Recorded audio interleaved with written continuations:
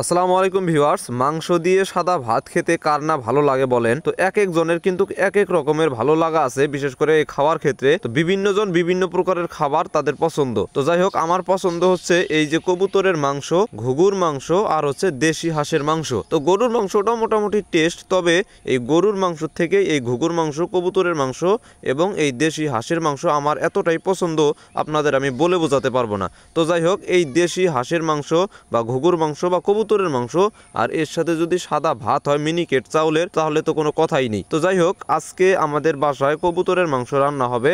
এই জন্যই মূলত কবুতরের খুপির ভিতরে ঢুকছি। তো এই কবুতরগুলো আমার, তো এই কবুতরগুলো কিন্তু নিয়মিতই ডিম বাচ্চা করে এবং প্রতি মাসে আমরা এই বাচ্চাগুলো জবাই করে খাই এবং কিছু বাচ্চা বিক্রি করি। যেহেতু আপু আসছে আমাদের বাসায়, তো আপুরও এই কবুতরের মাংস অনেক পছন্দ।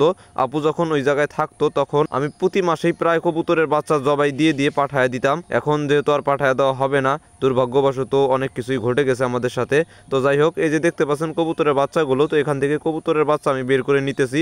তো এখান থেকে আমি 3টা কবুতরের বাচ্চা বের করে নিছি, আর 2টা কবুতরের বাচ্চা আছে। তো এই 2টা বাচ্চা আমি বিক্রি করছি, তো কালকে নিয়ে যাবে।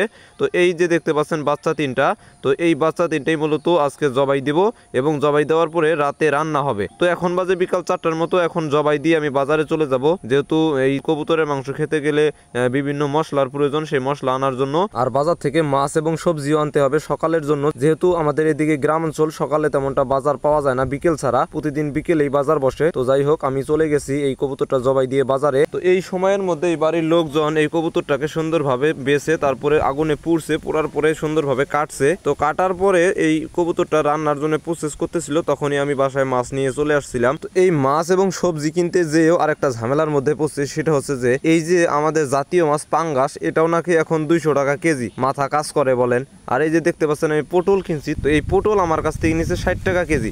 তো আমাদের হচ্ছে গ্রাম অঞ্চলে, এই গ্রাম অঞ্চলে এই সবজিগুলো চাষ হয়, তারপরেও যদি এতটা দাম হয় তাহলে শহরের কি অবস্থা বলেন। তো সন্ধ্যা হতে হতেই মাংস যে কাটাকাটি শেষ। এই যে দেখতে পাচ্ছেন কবুতরের মাংসগুলো কেটে রাখছে, তো কত সুন্দর দেখা যাইতেছে, একদম লাল টকটকে মাংস। আর এই মাংসটা খেতে আমার যে কি ভালো লাগে আপনাদের কেমনে বুঝাই রে ভাই।